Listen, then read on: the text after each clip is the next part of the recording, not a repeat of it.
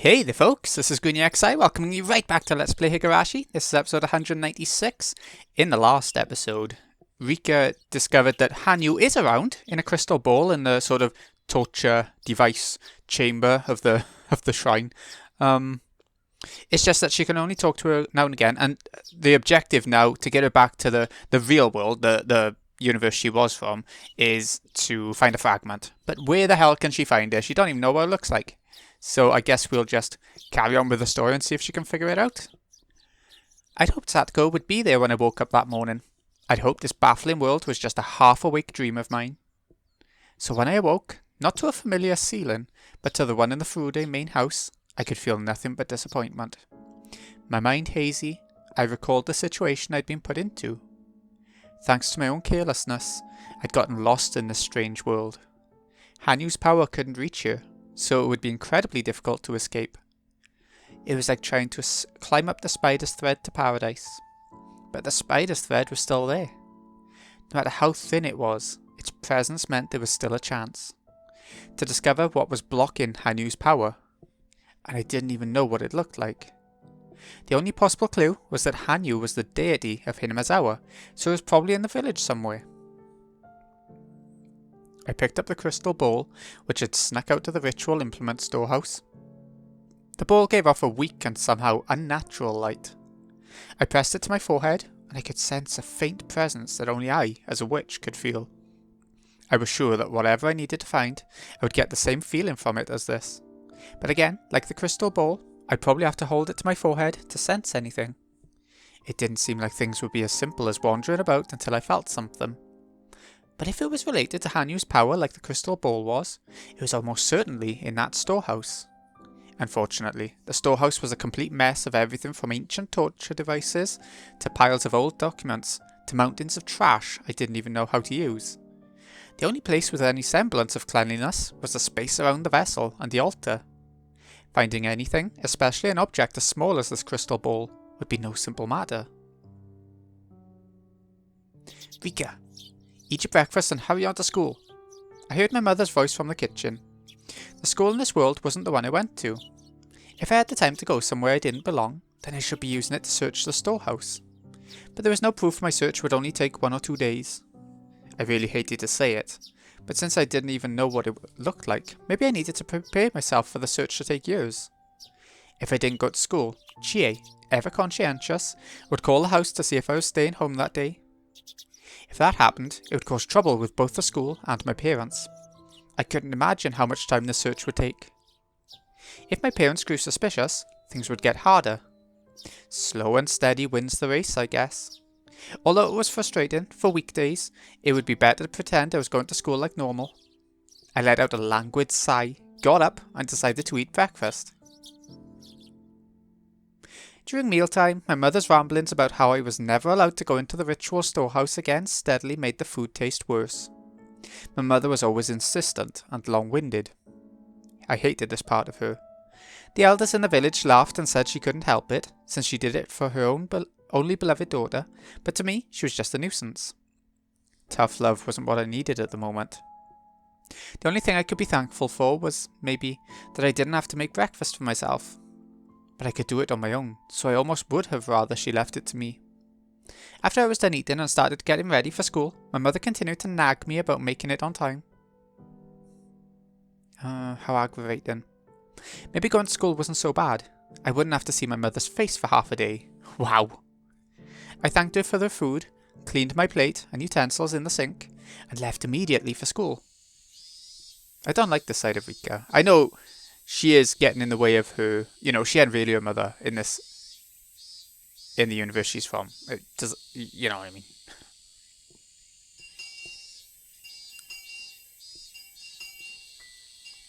If everything was going to betray my expectations anyway, I wish class would too.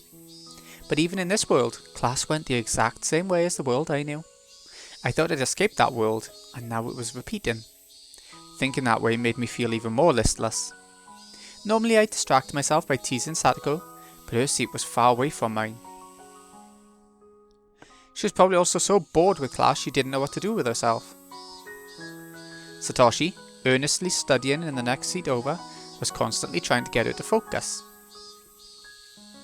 Mion seemed to be butting into Reina's business too. But they weren't fooling around. It was a strange, though pleasant, sight. They were helping one another learn. Actually, they weren't the only pleasant sight. Everyone in the classroom was like that. I felt like I was the only one left out. I didn't know whether my seat was in its own row because of the odd number of students, or if I'd chosen a seat on purpose in this world, but it felt like my seat was separated from the rest of the classroom. When lunchtime came, I felt even more alienated. My classmates formed groups with friends and took out their food. The club members who would always eat with me weren't here. Satoko was part of a circle of several friends, including her brother. There was no place for me to wedge myself into. Mion and Reina were sitting face to face as they ate. No room for me there either. And nobody asked me if I wanted to eat with them. And they had fun eating their own meals, so this seemed natural, like it was something that happened every day. For a short while, I waited, hoping for Satoko or Mion or Reina to invite me over. After the clock's minute hand moved 5, and then 10 places, I realised I might even be left behind in eating. And finally gave up, and opened up my bento box. Inside were the leftovers of last night's burned hamburger steak and white rice with nori seaweed that was now sticky, spinach wrapped with gooey nori, and the remains of kinpira with chopped burdock root, also burned. I guess I'd forgotten about that. For some reason my mother overcooked everything. "Summer's dangerous if you don't let the heat in," was a favourite phrase of hers. She would cook steaks until they were rock hard, and even when she made fish, she'd turn half their insides to ash. I see why she hates her. Even Satoko was better than that. At least she knew how hot to cook things. When I learned how to cook from Hanyuu and started to make things better than my mother, she must not have been happy. It tasted terrible too. No presentation either. If Mion decided to have a bento contest and I only had this, I'd end up in last place. But there was no club in this world, so I didn't have to worry about that. Satoko's happy laughter not being directed at me made me feel sad. Suddenly our eyes met. Did my feelings get through? Satoko burst out of his seat and glared at me. "What are you staring at? If you have something to say, say it." "I don't have anything to say." "Stop it, Satoko. You just happened to look at each other, didn't you?" "It didn't just happen.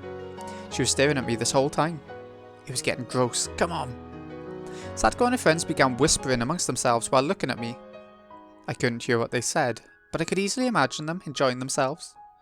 "I'm sorry. I won't stare at you." "I hope not. You are making my cream croquettes taste worse." I angled my desk a little so that I couldn't see Satoko and the others. At first, I had called this world's Satoko cold, but it looked like I was mistaken. This world's Satoko either didn't like me or outright hated me. And the other kids close to my age seemed to have formed a community around her, with no place for me in it, so they all hated me too. The hardened, ash-like steak tasted of salt. Why did I have to feel this sad and lonely when I ate? In all the other worlds, all the club members would be enjoying lunch together. Satoko would be there, and Reina, and Mion, and Kaiichi. Everyone would be having fun, and spending their break cheerfully and noisily. That was when Reina came over and peered into my bento box. "Rika-chan, you have steak and spinach for lunch today? That looks good." Does it? It was clear that Reina had come over to try and comfort my distress, and for some reason, that was frustrating, so I didn't want to answer her. When I stayed silent, she held out an octopus-shaped sausage in front of me.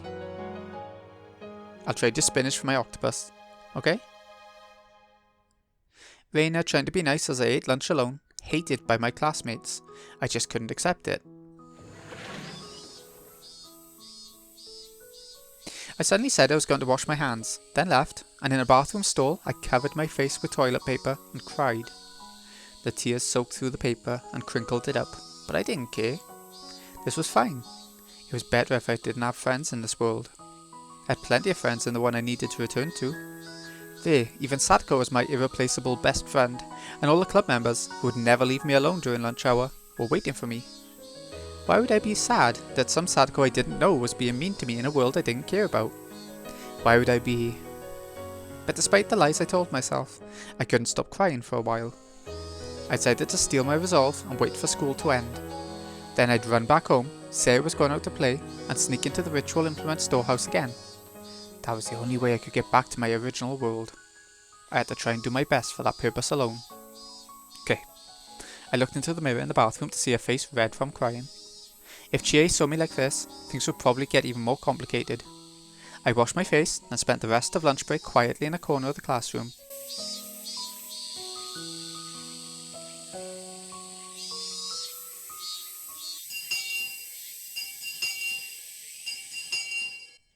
After school, I literally dashed out to the building. It would be a huge pain if I ended up caught in the rush of the other classmates as I headed out to go play. I think Satoshi called after me, but I ignored him. He was probably just trying to apologise for his sister about what happened during lunch. I didn't care about that. I think she does a little bit. I didn't want to stay in this horrible world a second more than I needed to.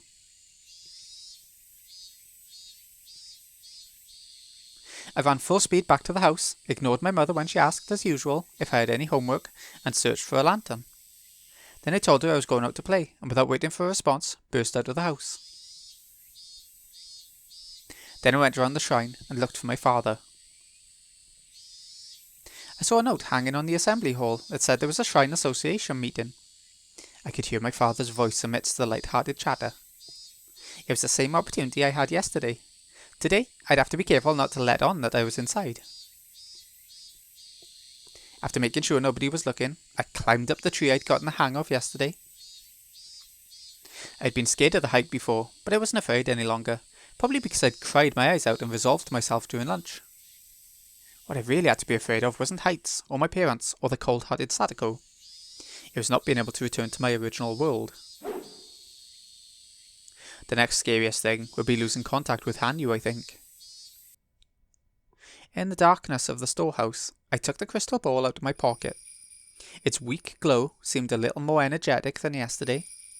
Maybe if she rested, a little of her power would come back. Nevertheless, it was still weak. If I wasted it on fruitless conversation, the light might go out entirely. I firmly squashed down the desire to check and make sure I could still call her and turned on the lantern. It was time to go treasure hunting. Was there anything around? Anything only I could feel? Something that felt the same as this crystal ball, somewhere? I'm sure if she brought Rena here, she'd be able to find something. She likes her rubbish. I closed my eyes, honed my senses, and hoped. But all I heard were the cries of cicadas. I hadn't expected anything else. It looked like this would be a tough nut to crack. Too optimistic. Phew. Searching the entire storehouse, how much time would that take? I didn't want to imagine it. But I had to do it, or I couldn't go home. I'd do it systematically. Start in the corner, go in order. Without knowing what it looked like, I'd start in the corner and go from there, not even letting water pass. And despite all that, I had no proof it was even here. I felt like it would be easier to just fight Takano and the mountain dogs again.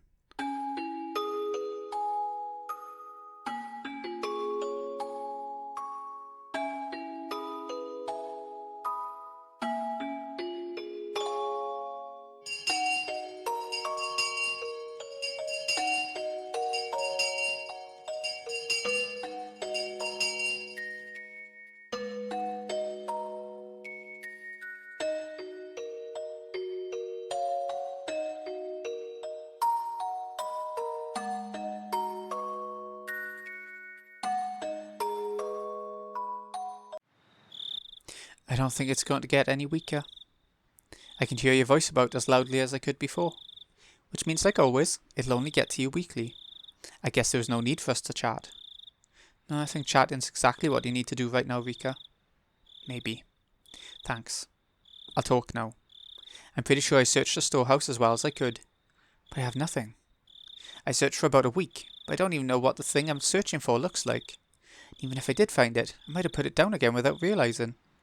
Oh. Honestly, this is really hard. If only I knew what it looked like, or had some proof it was in the storehouse.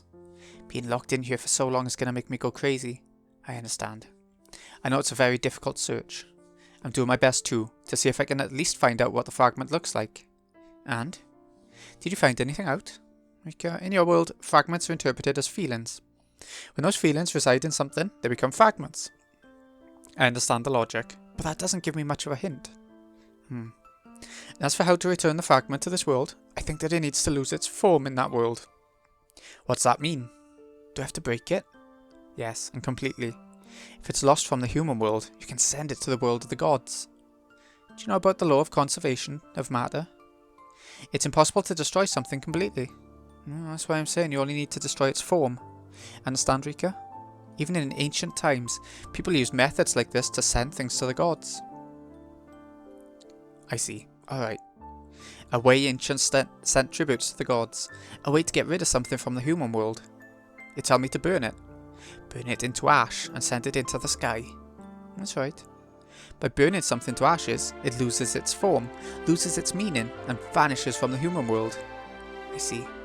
So I need to burn whatever is housed in the fragment. I pray that it's easy to set on fire.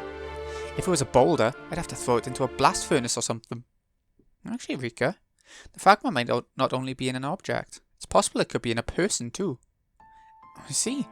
Because the fragments are feelings. They might not only reside in objects. But Hanyuu, if it was a person, what would I do? You're not telling me to burn them to ash, I'm sure. The meaning of a human disappears the moment they lose their life. That would make sense. Corpses aren't people anymore. So if the fragment's residing in a person... Oh. I'd believed until now I'd been searching for an object, but maybe it doesn't even have to be that. I'd have no problem burning an object. But if it wasn't an object, but a person... I don't like this. This world. For some reason, only the bad ideas turn out to be true. I can only pray it doesn't turn out like that. If only bad ideas turn out to be true, then I could take advantage of that and search there first. If it was a person, they'd be closely connected to Oyashiro-sama, right? Yeah. Most likely. Is it possible it's me? No, it isn't. If you were the fragment rejecting me, you wouldn't be able to talk to me right now. Which means... Next is my father, head priest of the Furude Shrine, and my mother, carrier of the Furude lineage. If it was one of them, I'd just have to kill them, right? Oh. My human morality refused the idea of killing my parents. But that was nothing a world-crossing witch needed to think about.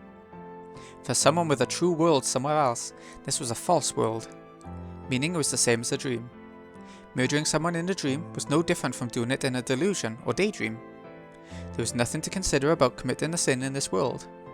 Hanyuu was making sad oh noises, so I told her how I felt. Stop being such a hypocrite. Would you rather give up on returning to our original world? Oh. You're a coward. You're gonna force me to dirty my hands while never dirtying yours. Convenient, isn't it? If you can blame it all on one person, nobody else will be marked with sin. I'm the perfect human sacrifice. I felt those words were a little harsh on Hanyuu. For a short while she remained silent, not saying anything, but her breathing made it sound like she wanted to say something, but was hesitating. I want to go back to the final world. Rena said that once. I wonder how much we're allowed to struggle in order to be happy. I didn't think there was a limit to that effort, but Keiichi changed that. There's no limit to effort, but you have to talk to a lot of people to get their advice on whether your efforts are misplaced or not. That's why I was talking about it with Hanyuu, the only one who shared my current situation. And Hanyuu said that if the object possessing the fragment was a person, I had to kill them. I would want to avoid that, of course, if there were any other way. But if she said that was the only way, then I wouldn't hesitate. That was all. I want to go back too. Yeah. Me too. I'll be praying that the fragment isn't held by a person. Please do. I will too. And I apologise. I was too hard on you. All you can do is look for clues and keep my spirits up so I don't get discouraged. I didn't understand how annoying it must be not to be able to look for the key yourself. It isn't as hard as it is for you, Rika. The only thing I can do is at least be here to care for you, so that your heart doesn't tire out. Thanks. These idle chats with you are the most enjoyable thing about this world. It's like I wake up from the nightmare for a few minutes. Oh. I see. I sort of understood why she said chatting could be important. Hanyuu was the only one I could talk to from my original world. If I lose contact with Hanyuu, maybe my very connection to that world would weaken, my memories would blur. And that would simply give birth to a miserable, broken-hearted girl living a delusion that this world wasn't the one she belonged in. Leave it to me.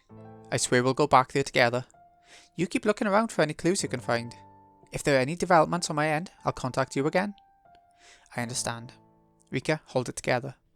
Go for it. Yay. Remember? Yay. I couldn't hear Hanyuu anymore.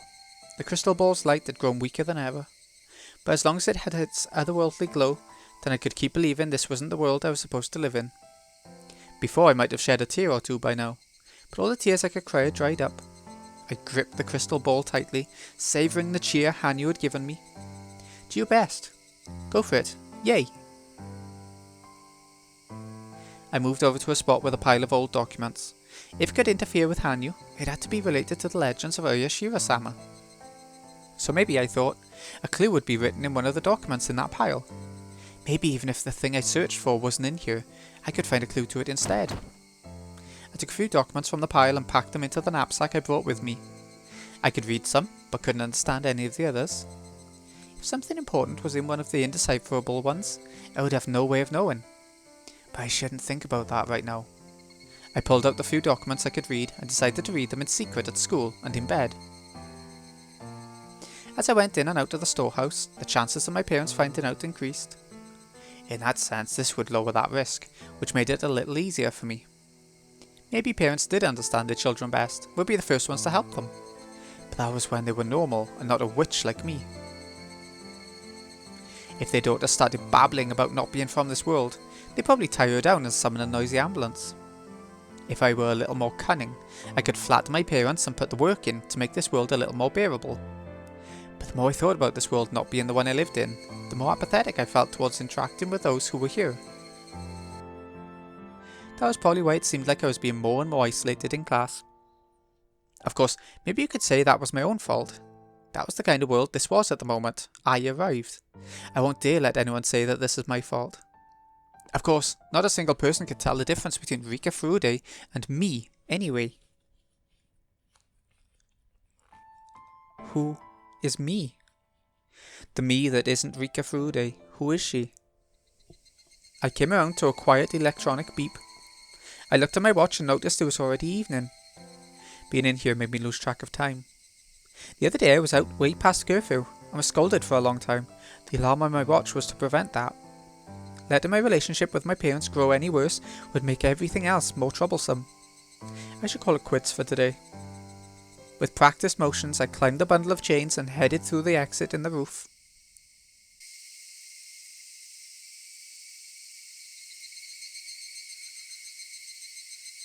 When I returned to the main house, surrounded by the cries of Higurashi that I'd grown completely tired of, there was a tightly packed case of beer near the front door and 3 bottles of wine.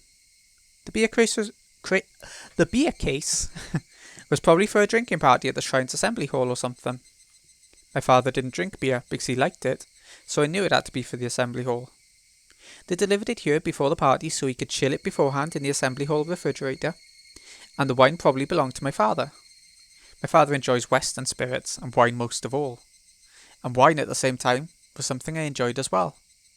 Before after my parents had died in 1981, I'd gotten wine by bringing it from the main house, but my parents were alive in this world so I couldn't do that.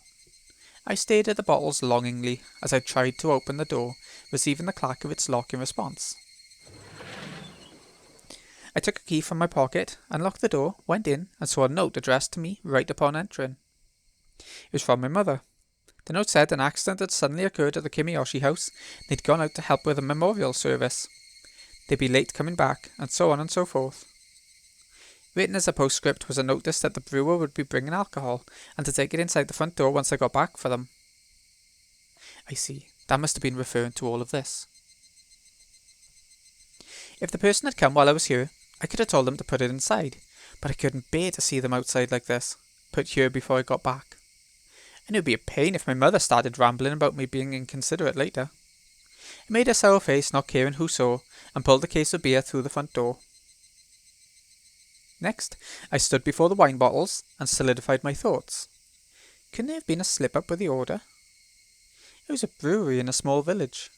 If my father called to say he'd ordered one more bottle, they'd probably bring over another one without a second thought. So what would it matter if one of these disappeared?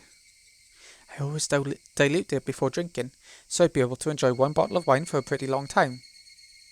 Despite being in the entrance, I belatedly looked around, grabbed a bottle, ran to my room, and then pushed it into the winter futon in my closet that I wouldn't use for a while. Actually, my parents live here too, so I won't have many chances to drink.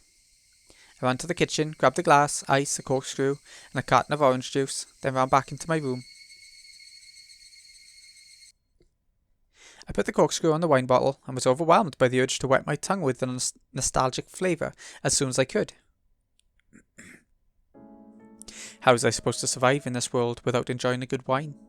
I poured some into the glass, and just listening to the orange juice splashing in to fill it up made my mouth water like a dog. If I diluted this much, it looked just like orange juice from the outside. But it was the nostalgic flavour that belonged to my world. At one time, this had been the flavour of my tears of defeat, shed for the unbreakable June of 1983. But now, even those tears of defeat felt sweet and tender. Those dead-end worlds were very painful, but I was still surrounded by my kind friends. I had the leeway to choose to surrender to Techno and continue lazily living in that infinite loop. But even that warmth was absent in this world. This made a week now since I came here. With no prospect of returning to my previous world, I'd resolved myself to stay in here for a long time, but a week in, it had already driven me to drink. It'll be fine. Those worlds had driven me to the same state. And I still managed lazily doing my best as I soaked in wine, right? I needed to be released from this Rika Furude quickly. Nobody in this world would understand that, even if I explained it. That meant I had no allies here. If I told someone, they'd think I'd gone crazy. But considering this world's Rika Furude, that was only natural. This world's Rika Furude was a dour girl without a single friend.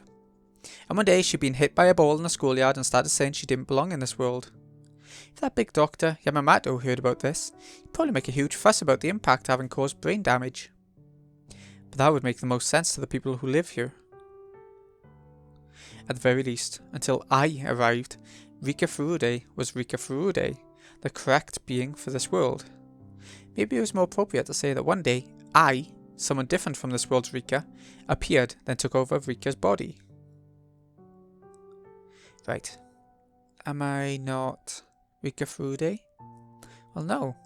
This world's Rika Furude was this world's Rika Furude, a different being than me. I'd simply been interpreting her as being the same as me, even when I was in different worlds until now. When I thought about that, leaving aside whether I'd been living happily, I felt like I'd done something bad to this world's Rika Furude. Of course, it was too late to apologise now, and I couldn't give this body back to her anymore. If there was a way to apologise, it would be to acknowledge this world's Rika Furude as a being of her own. Because if I called myself Rika Furude, the girl who already existed would vanish from this life. Which meant the only way to apologise was to not call myself Rika Furude. That had been bothering me for a long time. I've long felt that my young self, pampered as a reincarnation of Oyashiro-sama, and my old self, who had awakened and travelled countless worlds, had different personalities. But if I thought of them not as personalities, but as different beings entirely, right now I was no longer Rika Furude. Who am I? I stared vacantly at the wine bottle. Did I like this brand? My father always loved to drink this wine. As a result, I'd borrowed it in countless worlds, and I love to drink it even now. Right now I couldn't even be lazy without borrowing the power of alcohol, and this wine comforted me, just a little. At this point I couldn't go on living without this wine. So in other words, I wasn't alive, but the wine was, which meant I wasn't Rika Furude, and that I was the wine. I stared at the Western letters of the brand name written on the wine label, which I didn't know how to pronounce. I thought to myself that it was the name of me. My name is Rika Furude. No, not that, but this Burncastle. I don't know what that means. So this is where she gets the name Burncastle from, as in Frederica. Maybe I'll ask my father. Frederica Burncastle. Whatever. What a silly name that is. My thoughts began to slur and muddle. Cheers to the shithole of a world. Oh wow! So we just got given the origins of that name. That's actually pretty interesting, right? Because then she comes along in Yuminiko. Well, happy days. I didn't see that coming. Okay, so we're going to end things off there. This has been Greeny XI. Hope you've enjoyed. Thank you so much for watching. I'll see you again in a bit when we see if she'll have a hangover. See you in a bit, folks.